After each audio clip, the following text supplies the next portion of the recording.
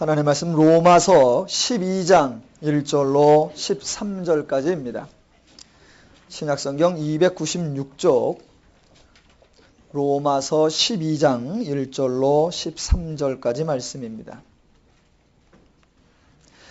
296쪽입니다. 찾으시면 아멘 하겠습니다. 천천히 함께 봉독하겠습니다. 시작. 그러므로 형제들아 내가 하나님의 모든 자비하심으로 너희를 권하노니 너희 몸을 하나님이 기뻐하시는 거룩한 산 제물로 드리라. 이는 너희가 드릴 영적 예배니라. 너희는 이 세대를 본받지 말고 오직 마음을 새롭게 함으로 변화를 받아 하나님의 선하시고 기뻐하시고 온전하신 뜻이 무엇인지 분별하도록 하라. 내게 주신 은혜로 말미암아 너희 각 사람에게 말하노니 마땅히 생각할 그 이상의 생각을 품지 말고 오직 하나님께서 각 사람에게 나누어 주신 믿음의 분량대로 지혜롭게 생각하라. 우리가 한 몸에 많은 지체를 가졌으나 모든 지체가 같은 기능을 가진 것이 아니니 이와 같이 우리 많은 사람이 그리스도 안에서 한 몸이 되어 서로 지체가 되었느니라. 우리에게 주신 은혜대로 받은 은사가 각각 다르니 혹 예언이면 믿음의 분수대로, 혹 섬기는 일이면 섬기는 일로, 혹 가르치는 자면 가르치는 일로, 혹 위로하는 자면 위로하는 일로, 구제하는 자는 성실함으로, 다스리는 자는 부지런함으로, 긍휼을 베푸는 자는 즐거움으로 할 것이니라. 사랑에는 거짓이 없나니 악을 미워하고 선에 속하라. 형제를 사랑하여 서로 우애하고 존경하기를 서로 먼저 하며 부지런하여 게으르지 말고 열심을 품고 주를 섬기라. 소망 중에 즐거워하며 환난 중에 참으며 기도에 항상 힘쓰며 성도들의 쓸 것을 공급하며 손 대접하기를 힘쓰라. 아멘. 오늘부터 로마서를 함께 상고하도록 하겠습니다. 로마서는 1장부터 16장까지로 되어 있습니다. 그래서 당연히 1장 1절부터 함께 말씀을 살펴보아야 하지만 저는 오늘 일부러 12장부터 살펴보았습니다. 성경은 하나님의 말씀을 기록한 책입니다. 성경이 하나님의 말씀이 기록되어 있다고 주장해도 일반 사람들은 하나님의 말씀이라고 인정을 잘 하지 않습니다. 그러면서 그들이 하는 말이 본인들이 인정하기를 부인하자는 것이 아니라 성경 자체가 하나님의 말씀이라고 인정할 수 없게 만들고 있다라고 항변을 합니다. 왜 그러냐고 물어보면 성경을 조금 읽어보면 하나님 말씀이면 뭔가 신기하고 놀랍고 새로운 그런 세상에 없는 이야기들이 많이 나올 거라고 기대를 했는데 정작 읽어보니까 그저 사람 사는 이야기, 왕이 있고 시내가 구데타 하는 이야기, 남녀간에 사랑하는 이야기, 뭐 그런 거더라. 그게 무슨 하나님의 이야기냐? 세상의 이야기지. 세상 이야기와 별다를 것이 없다라고 생각하는 것입니다. 하나님의 말씀이 기록된 성경인데 그 성경이 사람들의 이야기를 기록했다라고 할 때 우리는 하나님의 말씀이 아니라고 부인할 것이 아니라 한번 곰곰이 생각해 보아야 합니다. 하나님이 기록하셨다는 그 말씀이 인간이 쓴 책과 동일한 수준과 동일한 차원과 동일한 방식이라고 하면 우리는 하나 점검해 보아야 합니다. 하나님이 명색이 하나님식이나 되심에도 불구하고 하찮고 소홀하게 인간의 이야기 정도의 것을 기록하셨을까? 아니면 반대로 하나님의 말씀과 인간 살아가는 이야기가 비슷하다고 하면 사람들이 하는 이야기가 사실은 하나님께서 하실 하나님적 차원의 이야기를 감히 하고 있는 것은 아닌가? 하나님이 수준을 낮추신 것인지 아니면 우리가 오버해서 할 수 없는 이야기들을 하고 있는 것인지 어느 것이 옳은 것인가를 점검하고 확인해 보아야 합니다.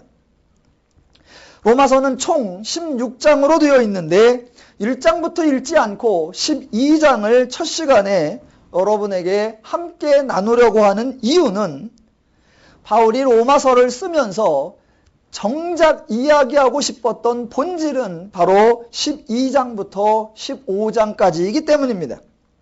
16장은 바울이 아는 사람들에게 문안 인사를 하는 것으로 마무리되어 정작 바울이 하고 싶었던 얘기는 12장부터 15장까지의 이야기입니다. 사람들이 서로 대화를 하다 보면 그 본론을 말하기 전에 앞에 서론이 있습니다. 그 서론을 좀 장황하게 설명하면 듣고 있던 사람들이 꼭 이렇게 말합니다. 뜸들이지 말고 본론을 얘기해봐 라고 말합니다. 또는 하고 싶은 말이 뭐야? 왜 이렇게 빙빙 돌리는 거야? 돌리지 말고 똑바로 직접적으로 본론을 말해봐 라고 말합니다. 지금 로마서에서 바울이 말하고 싶은 본론, 정작 하고 싶은 이야기는 12장부터 15장까지입니다. 자, 바울이 말하고 싶은 12장부터 15장까지의 이야기는 그 이야기가 성경에 기록되어 있으니까 우리가 성경이라고 생각하지, 만약 그 말씀을 그대로 복사해서 월간 잡지 좋은 생각 거기에다 옮겨놓으면 이 말이 성경에서 나온 말이라고 생각할 사람이 별로 없습니다. 그만큼 하나님이 하신 말씀인데 사람들이 하는 좋은 말과 그 내용이 거의 비슷합니다. 하나님이 하신 말씀이 사람들이 하는 좋은 말과 비슷하다라고 할 때 그게 왜 비슷한가? 그리고 정말로 겉모양이 비슷한 것처럼 그 차원과 수준과 내용도 비슷할까? 아니면 다르다면 어떤 면이 어떻게 다를까? 우린 그것을 분별해낼 줄 알아야 합니다. 겉으로 드러난 표현이 비슷하고 그 차원과 내용과 수준까지 정말로 비슷하다면 기독교는 한심한 종교입니다. 명색이 하나님식이나 되시고 하나님이 육신을 입고 이 땅에 오시고 이 땅에 오셔서 사람들에게 배반을 당하여 십자가에 죽으시면서 그런 수고를 하시면서 말씀하신 내용이 일반 사람들도 할 수 있는 그런 차원이라면 기독교는 정말 답답한 종교요, 가장 무용한 종교에 불과할 것입니다. 성경에 나오는 이야기는 세상에서 여러 사람들이 주고받는 좋은 이야기와 겉으로는 비슷합니다. 그러나 그 차원과 내용과 수준은 전혀 다르다라는 것을 이해하셔야 합니다. 바울이 정작 하고 싶은 이야기가 12장부터 15장까지라고 하면 왜 12장부터를 앞에다 써놓지 않고 1장부터 11장까지를 지난 후에 12장을 썼느냐라는 겁니다. 사람들이 본론을 이야기하기 전에 서론으로 뜸을 들이듯이 하나님께서도 하고 싶은 말씀을 하시기 전에 앞에 장황하게 서론을 이야기하시는 거냐? 그렇지 않습니다.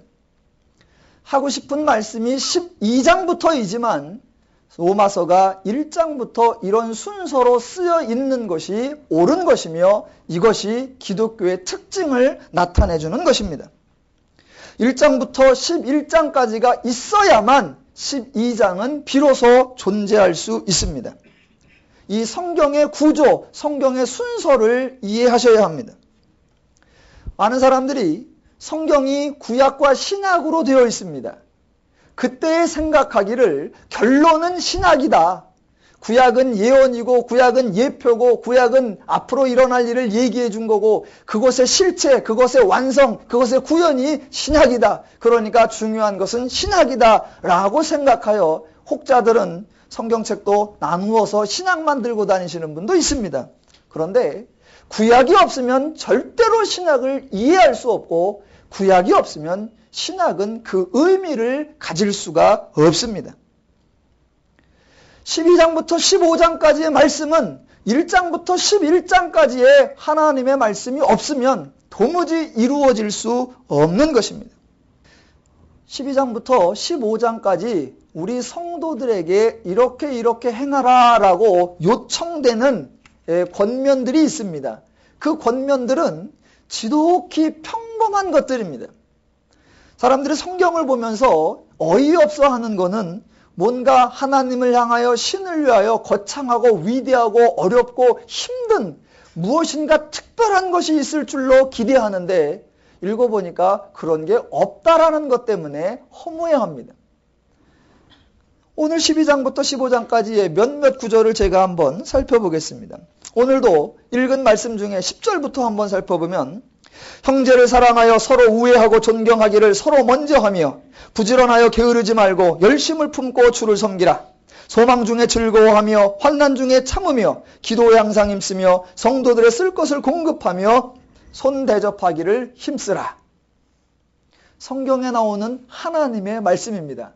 그런데 도어주 후면 설날이 되어서 여러분이 아마 부모님을 찾아뵐 것입니다. 그래서 새해 인사를 하고 나면 부모님께서 아마 덕담을 해주실 건데 제가 자주 듣던 덕담은 이런 겁니다.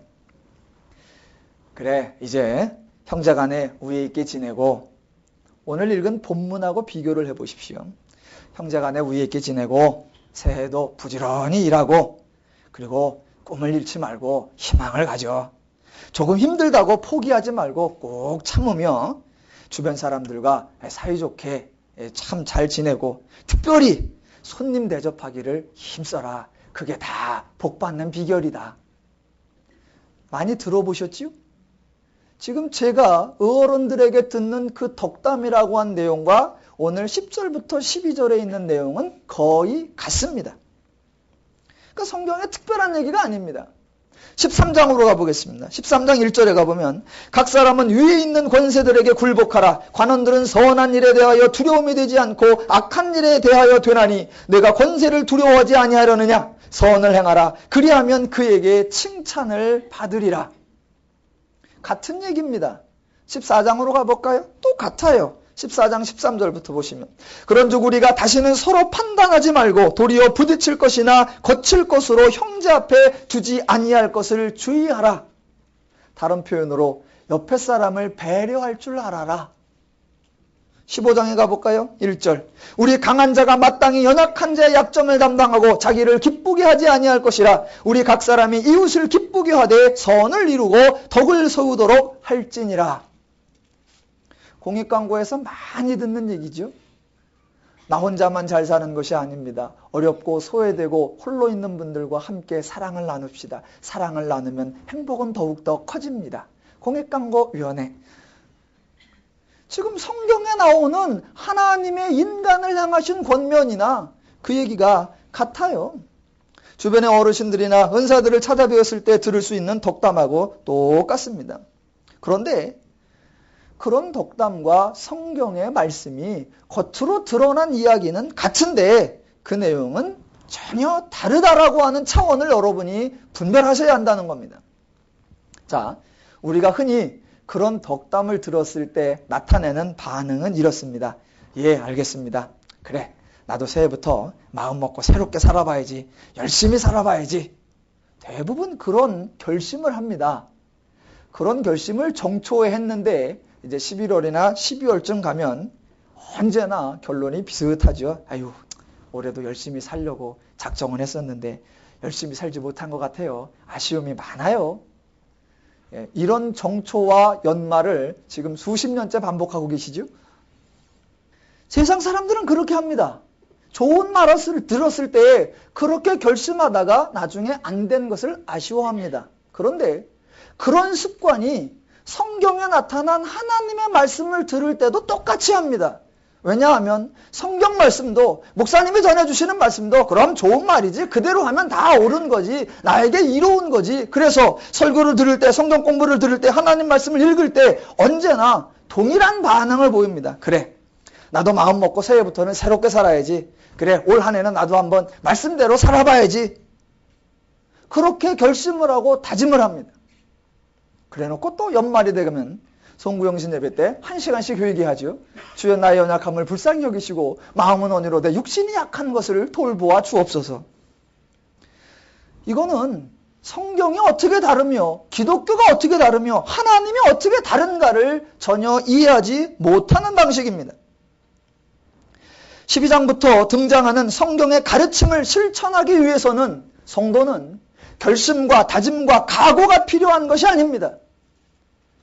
성경의 가르침을 실천하기 위해서는 의지와 결단과 각오가 필요한 것이 아니라 오늘 12장부터 나오는 말씀을 내 삶 속에 구현하기 위해서는 결단이 필요한 것이 아니라 1장부터 11장까지의 하나님의 말씀을 이해하는 것이 중요합니다. 왜냐하면 1장부터 11장까지를 이해하지 아니하면 12장은 결심으로 이룰 수 없습니다. 다짐으로 해낼 수 없습니다. 수고 헌신으로 결코 도달할 수 없습니다. 그러나 반대로 1장부터 11장까지를 이해하면 왜 12장부터 15장까지의 그런 하나님의 요청함이 등장했는지 그 이유를 알 수 있고, 그때는 사람마다 특별한 결단과 각오와 열심이 없어도 자연스럽고 편안하고 당연하게 그 행동들을 실천할 수 있게 되는 겁니다. 사람들은 자기에게만 관심이 있습니다. 로마서가 1장부터 16장까지인데 1장부터 11장까지는 하나님이 행하신 일이 나오고 12장부터 15장까지는 인간이 성도가 행해야 할 일이 기록되어 있습니다. 제가 이렇게 말씀을 드리면 벌써 또 지혜로운 분은 12장으로 튑니다. 1장부터 11장까지는 건너뛰어요. 왜냐하면 거기는 내가 할 얘기가 아니니까. 사람들은 내가 할 일, 내가 맡은 일, 내가 책임져야 할 일, 내가 해내야 할 일, 그것을 해야 한다라고 하는 강박관념에 늘 잡혀있기 때문에 1장부터 11장은 하나님 얘기야. 그럼 통과. 12장부터가 성도가 해야 될 일이야. 그럼 12장을 읽어봐야지. 이렇게 갑니다.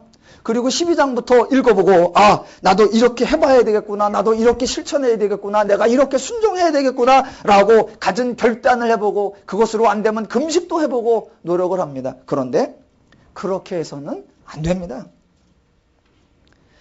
차라리 성경적 방식이 되려고 하면 1장부터 16장까지가 있다. 그러면 다 읽는 게 옳지만 그 중에 한쪽을 읽으시려고 하면 1장부터 11장을 건너뛰고 12장부터 15장까지 성도가 해야 할 일, 그걸 읽는 걸 포기하시고 반대로 하십시오. 1장부터 11장까지 하나님이 행하신 일을 읽으시고 12장부터 15장까지 성도가 행해야 할 일에 대해서는 읽지 마십시오. 제가 분명히 말씀드렸습니다. 사실은 둘 다를 읽어야 됩니다. 고른다면 읽지 말랬어 목사님은 1장부터 11장. 그게 아닙니다. 대부분 하나님 일엔 관심이 없고 내가 할 일이라고 하는 12장부터 읽는데 그건 기독교의 방식이 아니란 말입니다. 반대로 1장부터 11장까지의 하나님이 행하신 일을 읽으십시오. 하나님이 나에게 어떤 일을 행하셨는가? 하나님이 나에게 어떤 일을 역사하셨는가? 하나님이 나에게 무슨 일을 이루어 놓으셨는가? 하나님이 나에게 행하신 일, 하나님이 나에게 성취시켜 놓으신 일, 하나님이 나에게 완성시킨 일, 그 하나님이 행하신 일을 읽으십시오. 그리고 그 말씀을 깨달으십시오. 그리고 12장부터 15장까지 읽지 마세요.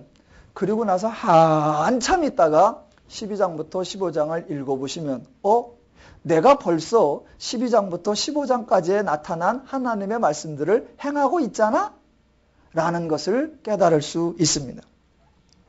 기독교는 내가 행할 일에 관심을 갖는 것이 아니라 하나님이 행하신 이 일에 관심을 갖는 것이 옳습니다. 자, 왜 성경이 이런 구조로 쓰여 있는가? 왜 12장부터 실천편을 강조하기 위해서 1장부터 11장까지가 있어야만 하는가? 그 구조를 이해하셔야 한다는 겁니다. 세상의 방식과 기독교의 방식을 제가 비교를 한번 두세 가지로 해보겠습니다. 세상의 이야기도 논리가 있습니다. 다른 사람에게 무엇인가를 행동하도록 만들기 위해서는 나름대로 많은 노력들이 필요합니다. 작년도 베스트셀러 10 중에 한 권이 설득의 심리학이라고 하는 책입니다. 그 책을 읽어보면 아주 재미있습니다. 다른 사람에게 어떻게 동기부여를 하며 다른 사람에게 어떻게 행동하고 나와 같은 뜻이 되게 하며 무엇인가를 행할 수 있도록 할 것인가, 아주 그럴듯하고 일리가 있는 그런 내용들이 많이 나옵니다. 그런데 그런 책은 제 아무리 장르가 다르고 전문가가 다르고 철학이 다르고 사상이 달라도 그 책들의 결론은 언제나 똑같습니다. 인간이 만들어내는 모든 책의 결론은 한 가지입니다. 열심히 하자. 그거 하나로 모든 게 끝납니다. 자, 이 같은 세상에서도 누군가에게 무엇을 행하게 하려고 하면 그 행동할 수 있도록 자극하는 것, 그걸 동기부여라고 합니다. 강제적 억압적으로 하는 것은 효율성이 없기 때문에 동기부여를 적절하게 잘하여 자발적으로 스스로 즐거워하게 하는 것, 그것이 리더의 자질이요 책임자나 교육자의 능력을 나타내는 척도가 되기도 합니다. 결론은 다 나와 있어요. 열심히 하자. 그런데 그걸 어떻게 설득력 있게, 어떻게 즐겁게 해낼 수 있도록 동기부여를 하는가, 그게 큰 관건입니다. 자, 사람들에게 무엇인가 행동을 하도록 동기부여라는 방식을 사용할 때 가장 많이 사용되는 방식이 뭐냐면 희망이라고 하는 것입니다. 앞으로 되어질 일, 장차 이루어질 일들을 미리 꿈꾸어 보는 것, 희망입니다. 학생들에게 영어 공부를 하라고 하고 싶은데 잘 안 합니다. 그럴 때 사용하는 방법, 희망입니다. 예전에 TV에서 어느 영어 학원 광고에 나왔던 장면입니다. 한 남학생이 지나가는데 젊은이가 지나가는데 상대방에서 예쁜 외국인 여학생이, 여자가 이제 타고 옵니다. 그래서 서울역 가는 길이 어딥니까? 라고 물어봐요.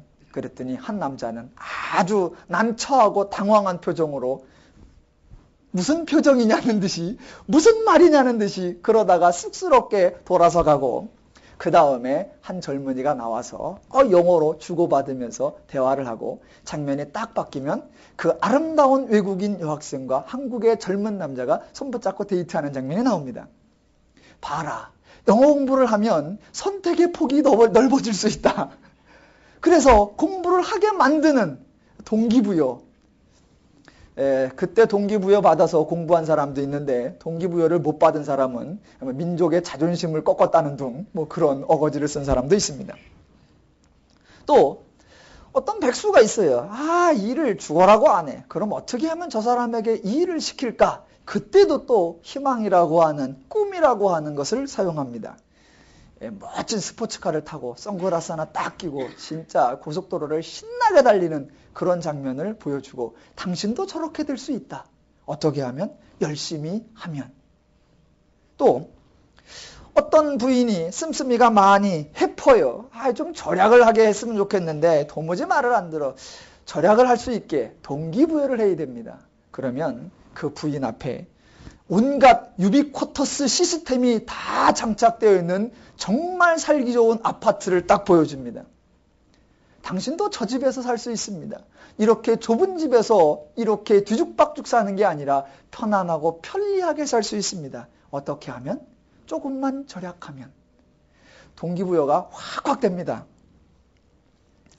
자, 그래서 동기부여로 앞으로 나아질 일, 앞으로 더 좋아질 일들을 보여주는 걸 희망이라고 합니다.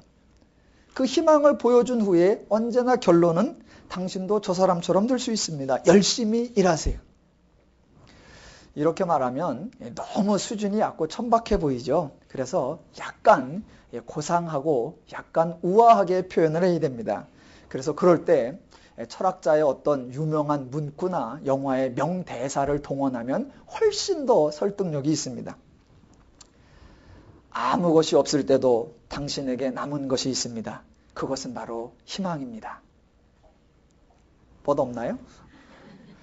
고민해서 찾은 건데, 돈을 잃는 것은 인생의 반을 잃는 것이요, 건강을 잃는 것은 인생의 90%를 잃는 것이지만 희망을 잃는 것은 인생을 다 잃는 것입니다. 여러분, 희망을 놓치지 마십시오. 그러면 전부 다 그래. 희망이란 표현을 요새는 이제 드림이다, 비전이다, 여러 가지로 표현합니다. 그렇게 잔뜩 부풀려 놓고 결론은 늘 같습니다. 열심히 일하세요. 결론이 그렇게 빨리 나오면 안 되지요. 왜냐하면 사람들은 다 꿈을 가졌었고 희망을 가졌었는데 왜 아직도 그 모양으로 그렇게 살고 있느냐? 과연 될까라고 하는 망설임입니다. 그러면 그 망설임을 확신으로 바꾸어 주어야 사람들은 행동합니다. 그때 그 망설임과 주저함을 확신으로 바꾸어 놓을 수 있는 좋은 방법이 있습니다. 그게 바로 샘플입니다. 당신보다 훨씬 못한 사람도 내가 이렇게 제시하는 대로 했더니 저렇게 달라졌다. 일종의 사례 보고를 해주면 사람들은 금세 그래 나도 할 수 있어 라는 자신감을 가지고 행동으로 옮길 수 있습니다. 그래서 늘 이렇게 말하죠.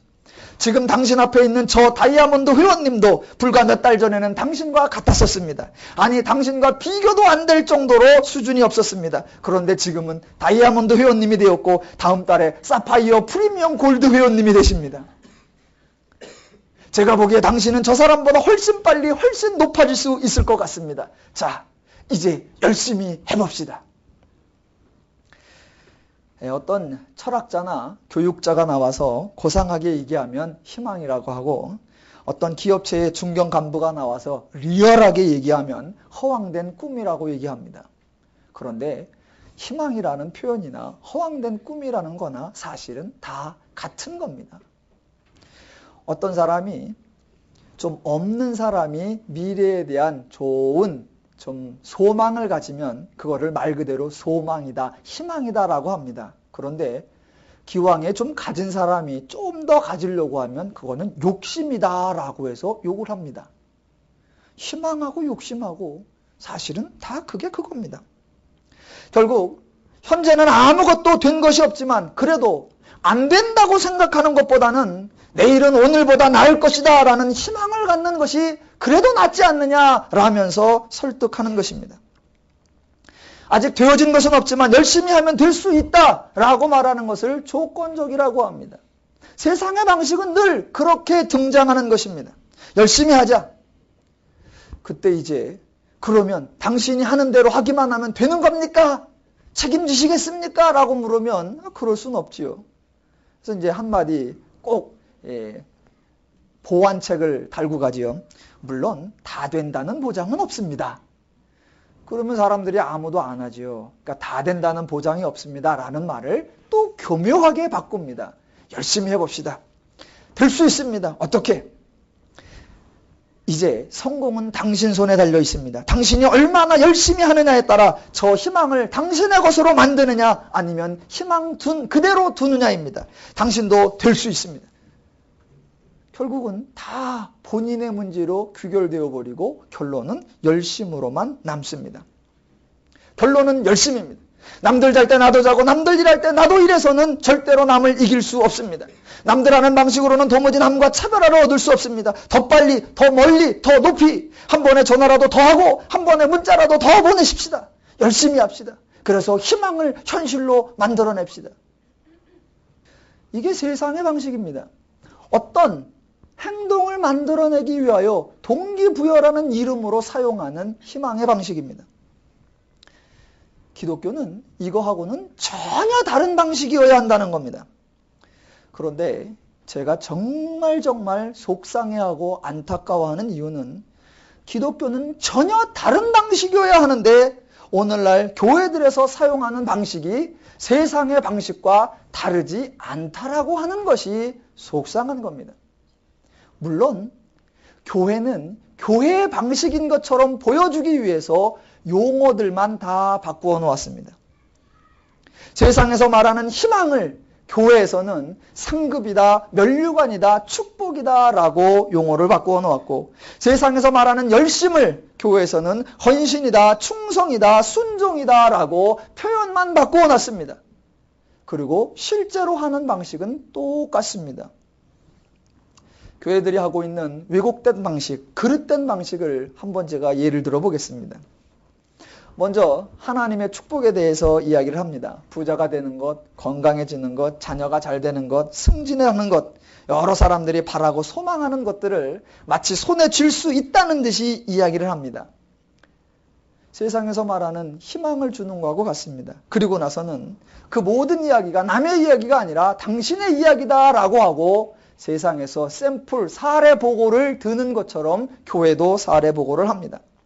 형제에게 미움을 받던 요셉이 어떻게 강력한 나라 애굽의 총리가 되었는가를 설명하고 도망다니던 모세가 어떻게 민족의 지도자가 되었는가를 설명하고, 고아로 자라났던 사무엘이 어떻게 백성의 머리가 되었는가를 설명하고, 정규학교를 못 다니고 들판에서 막노동하던 다윗이 어떻게 왕이 되었는가를 설명을 합니다. 그러면서 따라오는 말, 그 사람들의 공통점이 무엇인 줄 아십니까? 첫째, 꿈을 가졌다는 것입니다. 둘째, 포기하지 않았다는 것입니다. 셋째, 그 꿈을 이루기 위해 헌신과 충성을 다했다는 것입니다. 자, 여러분은 다윗보다 나을 수 있고 요셉보다 나을 수 있고 모세보다 나을 수 있습니다. 축복은 여러분의 행동 여하에 달려있는 것입니다. 상급은 여러분이 쌓을 수 있는 것입니다. 모든 것은 여러분이 얼마나 헌신하고 충성하느냐에 달려있는 것입니다. 그러면 갑자기 또 두 주먹을 불끈 쥐고, 그래 나도 충성해야지, 그래 나도 헌신해야지, 그래 나도 열심을 내봐야지, 그런 마음이 막 벅차게 일어납니다. 그 다음에 또 하나가 따라오죠. 그런데 여러분, 아무나 복을 받을 수 있다면 그게 무슨 복이겠습니까? 충성은 당연한 것이고 이제 여러분은 믿어야 합니다. 믿음이 있어야 이룰 수 있습니다. 그 믿음이 있다는 증거를 여러분 보여주십시오. 확실히 믿는다는 증거를 하나님께 보여드릴 때 하나님은 여러분을 축복하실 것입니다. 그 증거로 가장 확실한 것이 돈입니다. 이제 여러분이 소망이 이루어질 것이라고 믿는 분은 하나님께 감사하십시오. 자, 감사하세요. 감사하세요. 여러분이 믿고 있다는 증거를 감사로 보이십시오.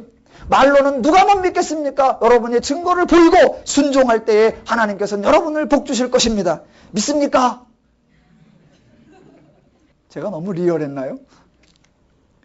테이프 듣는 양반이 여기서부터 들으면 뭐요? 광명근이도 똑같네 그러실 것 같아요.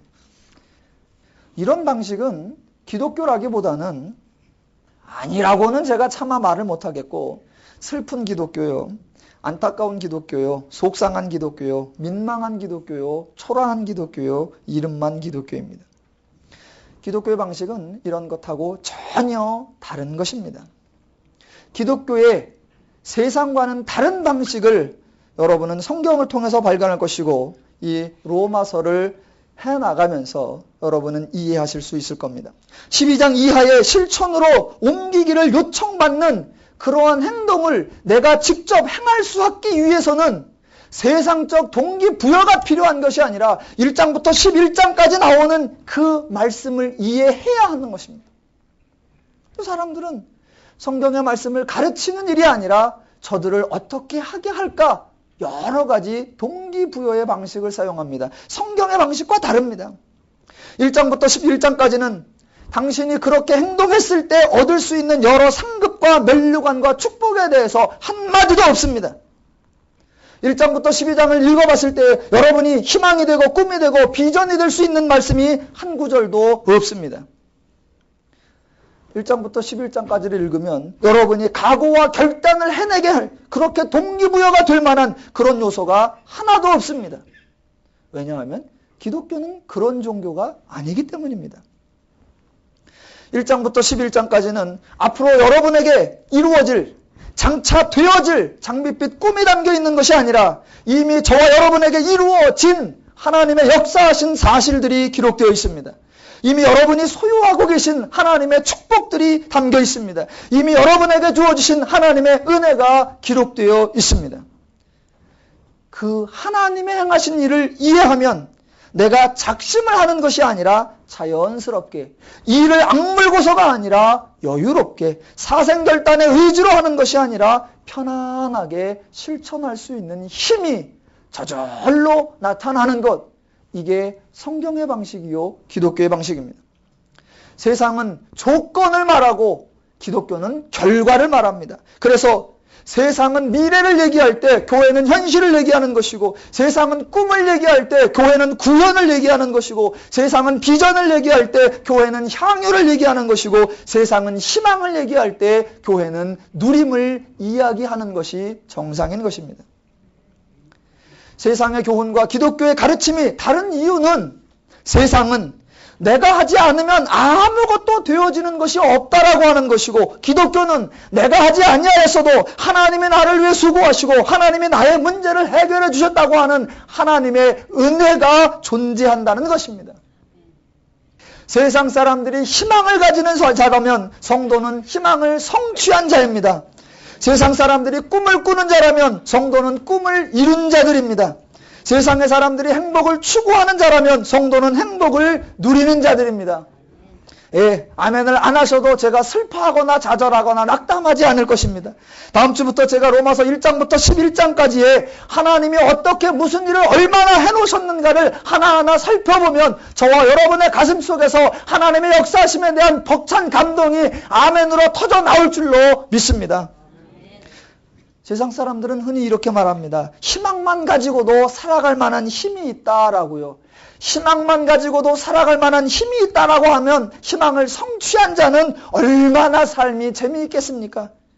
세상 사람들은 또 꿈꿀 수 있다는 사실만으로도 행복하다라고 말합니다. 그렇다면 꿈을 이미 이룬 자는 얼마나 펄펄 날겠습니까? 날고 계시지요? 세상은 조건적이고 교회는, 기독교는 결과적인 것입니다. 조건적인 삶과 결과적인 삶은 비교할 수 없는 차이를 나타냅니다. 조건으로 살아가는 인생은 너무너무 조마조마하고 열심을 내고 있으면서도 이 열심이 과연 내가 할 수 있는 최선의 열심인가? 더 할 수 있는데 나는 이것밖에 하고 있지 않은 것은 아닌가? 더 해야 성공하는데 이것밖에 못해서 이 모양인 것은 아닌가? 그 불안과 염려를 떨쳐낼 방법이 없습니다. 그러나 결과를 가진 자는 여유롭고 편안하고 자유롭고 즐겁고 행복한 삶을 누릴 수 있습니다. 조건과 결과의 삶은 비교할 수 없습니다. 알고 사는 것과 모르고 사는 것은 비교할 수가 없습니다. 노인과 젊은이의 차이점은 어르신, 노인은 인생을 안다라는 것입니다. 무슨 일이 일어날지, 일어난 일이 어떻게 전개될지, 결과가 어떻게 될지 어르신들은 다 압니다. 한평생을 살아오시면서 산전, 수전, 공중전, 지하전까지 안 겪은 일이 없이 다 겪어서 이제 세상이 어떻게 될지 척 보면 탁입니다. 다 아세요. 그래서 어른은 놀라는 일이 없고 어른은 당황하는 일이 없고 어른은 충격받는 일이 없습니다. 왕년에 다 겪어본 일이, 그래서 어른들이 성경에서 하나 이건 딱 맞다라고 하시는 구절이 뭐냐면 해 아래 새 것이 없다. 그건 딱 맞다라고 하십니다. 왜? 다 겪어본 일이에요. 그런데 이 모르는 사람은 모든 만나는 일이 당황하고 놀랍고 충격이고 어찌할지를 모르는 겁니다. 그래서 인생을 아는 어르신이 사는 삶은 놀랄 것도 없고 다 그러려니 해서 넉넉하고 여유롭게 갑니다. 인생을 모르는 젊은 사람들은 열심은 있지만 흥분하고 충격받고 놀라고 당황하고 그 삶이 비교가 안 됩니다. 인생을 알고 산다는 것과 인생을 모르고 사는 것은 절대로 비교할 수 없습니다. 하물며 조건으로 사는 삶과 결과를 가지고 사는 삶은 도무지 비교 자체가 안 되는 겁니다. 알고 사는 게 얼마나 수월하고 편리한가 제가 하나 예만 간단히 들어보겠습니다. 제가 요번에 박사과정에 합격을 했습니다.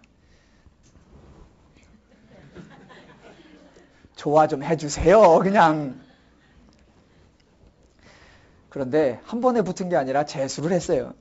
지난 여름에 시험 봤다가 뚝 떨어졌습니다.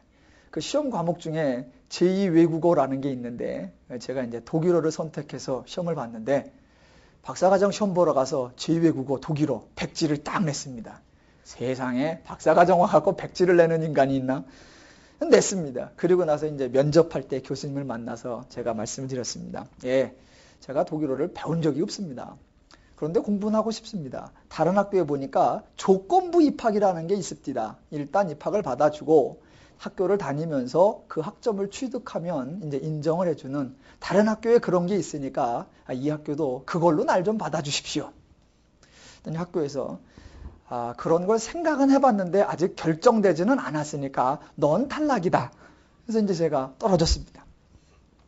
그러고서 이제 겨울에 다시 시험을 보려고 하는데 아무래도 이 독일어를 하지 않으면 붙을 방법이 없단 말입니다.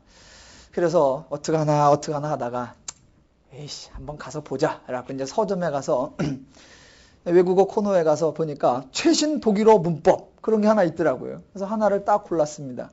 한 권이에요. 여러분 알면 별거 아닌데 모르면 무지하게 많아 보입니다. 그래서 제가 독일어 문법을 한 권을 고르는데 한 권밖에 안 되네. 네, 목차를 딱 보니까 제1과 발음 및 표기법, 2과 명사, 3과 대명사, 4과 관사, 5과 동사. 이런 방식은 우리 영문법 볼 때 맨날 봤던 게 그겁니다. 제가 예전에 헬라어를 배우고 가르치고 히브리어를 배우고 가르친 적이 있습니다. 제가 헬라 히브리어 가르쳤다고 하면 사람들은 막 엄청난 언어의 은사가 있는 줄로 아는데 전혀 은사 없습니다. 그저 배우고 가르친 것뿐입니다. 그런데 저는 이제 가르치니까 쉽다라고 생각을 하는데 처음 헬라어 히브리어 배우는 학생들은 눈앞이 깜깜해합니다. 헬라어가 동사 하나가 800개로 변하고 히브리어가 동사 하나가 2200개로 변합니다. 눈앞이 깜깜해합니다. 그럴 때 제가 헬라어 문법책 하나 딱 들고 가고 히브리어 문법책 하나 딱 들고 가고 간단합니다. 아무리 말해도 안 믿거든요. 제가 독일어를 보면서 가만히 있어봐. 내가 그렇게 하듯 독일어를 한번 보자. 보니까 이게 할만할 것 같더란 말입니다. 그래서 책을 사오자마자 그날 쫙 봤는데 절반을 보고 할만하네. 그 다음날 딱 보니까 이틀 만에 책을 다 띄었어요. 그리고 시험에 붙었어요. 와, 대단하네. 여기서 하나 에피소드를 말씀드리면 독일어 시험이 이제 문장이 몇 개 나오고 그거 번역하는 거예요. 근데 이제 거기에는 사전을 지참해도 되게 돼 있어요. 그래서 사전도 하나 샜죠. 사전 이름이 독한 사전이 돼요. 독일어 한글 사전이니까 독한 사전이죠. 그 사전을 딱 갖고 갔는데 그날 이제 이 기본적인 문법만 알았지 뭐 제가 독일어를 대본 적이 있나요? 그래갖고 일단 뭐 전부 사전만 열심히 찾자라는 각오로 시험을 보는데 첫 단어를 팍 찾았어요. 딱 찾았는데 첫 단어가 뭐냐면 천국. 아싸 이거 봐라. 구약과 신약 중에 이건 어딜 거다? 천국이란 말이 구약에는 없거든요. 이건 무조건 신약이다. 벌써 성경이 절반으로 줄었죠. 그래서 그 다음 단어를 딱 찾으니까 뭐뭐와 같다. 이건 어디다? 야 이건 마태복음 13장일 거다. 그러니까 그 다음에 다 나오는 겁니다. 그 다음에 밭이 나올 거고 감추이다가 나올 거고 사다가 나올 거다. 아니나 달러 다 나오는 거지요. 저는 독일어 공부를 독일어로 한 게 아니라 성경 통독으로 했습니다.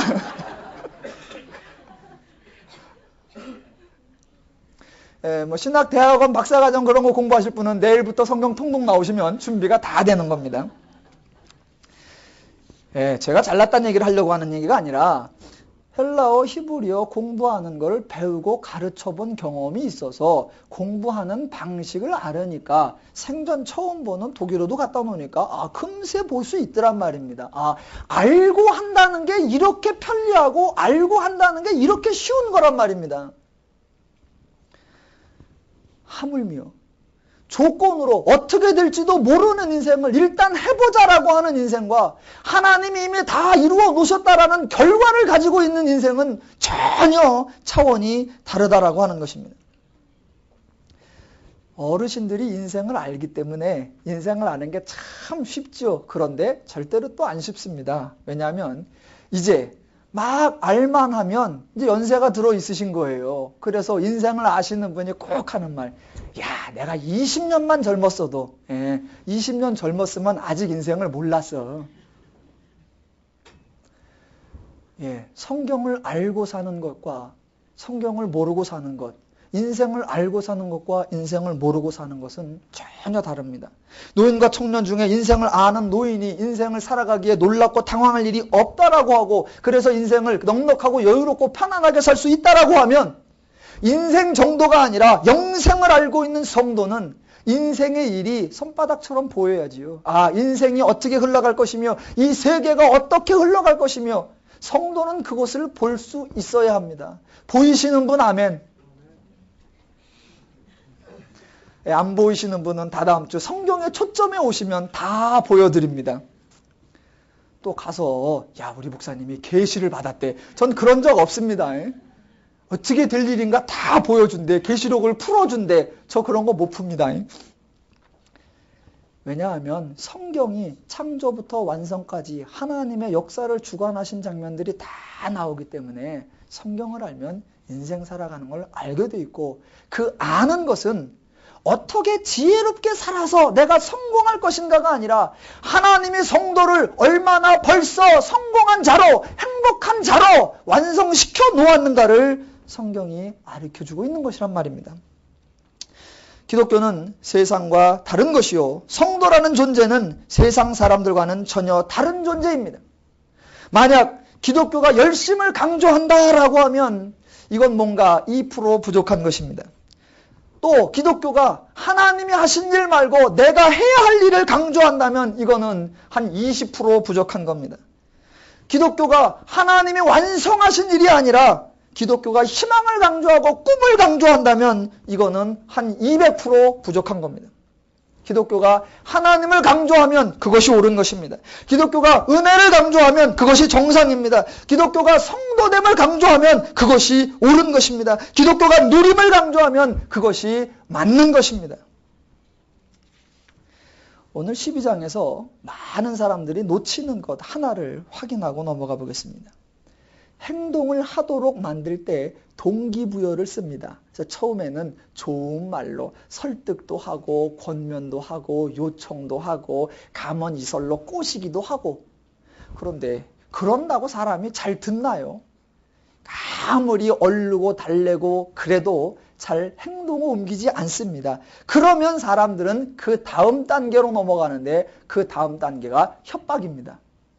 그러면서 하는 말, 좋은 말 할 때 들어. 이렇게 멋진 삶이 있어. 네가 열심히 하면 그 멋진 삶이 너의 것이 될 거야. 그런데 안 하면 너는 인생 망치는 거요. 너는 인생 베리는 거요. 너는 이제 꽝 되는 거요. 좋은 얘기로 했다가 지 마음에 안 들면 꼭 악담으로 끝내요. 그런데 교회는 닮을 때 그런 것까지 또 다 닮아요. 자, 하나님이 상급과 면류관과 복을 줄 거다. 네가 열심을 해라. 충성을 해라. 헌신을 해라. 그런데 만약 네가 열심을 내지 않고 충성을 하지 않으면 하나님이 심판하실 거다. 하나님이 진노하실 거다. 하나님이 저주하실 거다. 하나님이 지옥에 꺼지지 않는 불구덩이에 확 집어넣어 버리실 거다. 그러면서 그때 좋은 말로 할 때 들어야지. 하나님은 능력자시고 하나님은 전능자시고 하나님은 권위자시고 하나님은 통치자시오. 하나님의 명령이야. 그러니까 순종해. 기독교에는 이런 방식이 없습니다. 기독교에는 하나님의 명령이라는 것이 없습니다. 흔히 교회들에서 성도를 다루는 마지막 보루로서 하나님의 명령, 이걸 들고 나오는데 기독교에는 그런 게 없는 겁니다. 요즘에 사람들이 이슬람 쪽으로 많이 귀화가 되고 이슬람이 지금 크게 흥황하고 있습니다. 왜 이슬람이 흥황하느냐? 여러 가지 이유가 있겠지만 그 중에 하나의 이유는 간단합니다. 지금 진리가 무엇인지 어떻게 해야 하는 것이 옳은지 이런 것들이 자꾸 혼동되는 시대에 이슬람의 코란을 딱 읽어보면 답이 확 나와버립니다. 코란은 하나님이 인간을 설득하고 권면하고 희생하며 헌신하며 수고하고 대신 죽어주시고 애써주시고 네가 그렇게 하기를 원한다. 복을 누리기를 바란다. 이런 거 하나도 없습니다. 코란을 딱 보면 하나님이 창조하셨다. 창조자가 명하노니 이렇게 해. 창조자가 명하노니 저렇게 해. 그래서 그렇게 잘 들으면 하나님이 알라가 너를 천국으로 인도해서 그 천국에는 나무가 있고 물이 있고 여자가 있을 것이고 그렇지 않으면 불구덩이요. 해. 끝. 그러니까 어떻게 할까라고 할 때 성경에 보니까 하나님. 그런 얘기 말고요. 코란을 딱 보니까 해. Yes, sir. 많은 사람들은 성경에서 그런 하나님의 권위적인 명령을 기대합니다. 성경엔 그게 없어요. 그런 게 등장하지 않습니다. 그게 하나님이 인간을 사랑하고 온유하시고 긍휼과 자비로 다루시는 거거든요. 그랬더니 사람들은 성경에 하나님은 힘의 가리가 없어. 하나님이 한번 칼로 휘둘러 보실까요? 명령이 없습니다. 오늘 12장 1절에서도 뭐라고 나오냐면 그러므로 형제들아 내가 하나님의 모든 자비하심으로 너희를 권하노니 명하노니로 나와 있지 아니하고 권하노니로 나와 있고 명령을 하려면요 권위와 힘과 파워가 강조되어야 됩니다. 전능하신 하나님이 주관하시는 하나님이 심판을 하시는 하나님이 명하노니 들어 이래야 되는데 성경은 그렇게 하지 않고 네가 형제간에 우애를 하며 선한 일을 하고 이웃사람 손대접하기를 잘 하기를. 왜냐하면 너는 그럴 수 있는 사람이니까 라고 말씀하실 때 그 앞에 나오는 게 하나님의 모든 자비하심으로 권하노니 이렇게 나온단 말이에요. 이제 12장부터 15장까지의 우리들의 실천사항들에 대한 이야기를 이해하고 삶 속에 구현하기 위해서 우리는 다음 주부터 1장 1절부터 11장까지의 하나님이 행하신 일을 살펴볼 것입니다. 기독교의 진리와 세상의 가르침의 차이를 분별하시고 세상 사람과 다른 성도됨을 분별하셔서 성도됨 속에 담겨있는 하나님의 풍성한 은혜를 날마다 누려가시기를 주님의 이름으로 축원합니다. 기도하겠습니다.